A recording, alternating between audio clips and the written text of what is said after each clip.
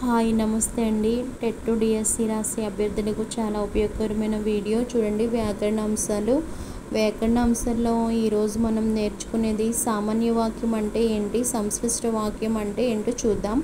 సామాన్య వాక్యం అంటే ఏంటంటే అసమాపక క్రియలు లేకుండా ఒక సమాపక క్రియతో ముగిసే వాక్యాన్ని సామాన్య వాక్యాలు అంటారు. సురేష్ గుడికి వెళ్ళాడు. మేరీ పుస్తకం తీసింది. చందు కలం పట్టుకున్నాడు.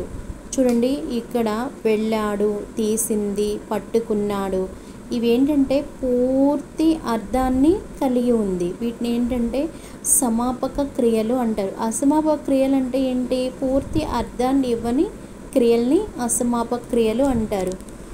చూడండి, ఇప్పుడు సంశ్లిష్ట వాక్యం అంటే ఏంటి, ఒకటి కానీ అంతకంటే ఎక్కువ అసమాపక క్రియలు ఉండి చివరకు ఒక సమాపక క్రియతో ముగిసిన వాక్యాన్ని సంశ్లిష్ట వాక్యం అంటారు.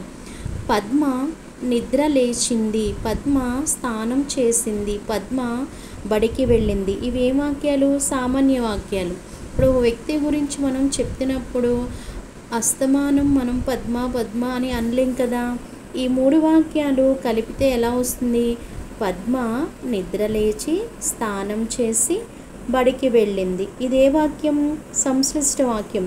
అంటే ఒక వాక్యంలో అనేక అసమాపక క్రియలు ఉంటాయి, చివరికి ఎలా ముగుస్తుంది, సమాపక క్రియతో ముగుస్తుంది. బడికి వెళ్ళింది, అక్కడికి ఏమైంది, పని పూర్తి అయ్యింది. కాబట్టి అసమాపక క్రియలు కలిగి ఉండి ఒక సమాపక క్రియ ఉంటే దాన్ని ఏమంటారు, సంశ్లిష్ట వాక్యం. చూసారా ఫ్రెండ్స్, ఇక్కడ సామాన్య వాక్యానికి సంశ్లిష్ట వాక్యానికి ఉన్న తేడాని మనం గుర్తించాం. చూసారా, కంపల్సరీ పరీక్షల్లో మనకి 1-2 మార్కులు తెచ్చిపెట్టే ఈ వాక్యాలు. మీరు లైక్ చేయండి, షేర్ చేయండి, సబ్స్క్రైబ్ చేయండి, మరికొన్ని వీడియోస్ చూడండి, మార్క్స్ పొందండి. Okay, bye, thank you.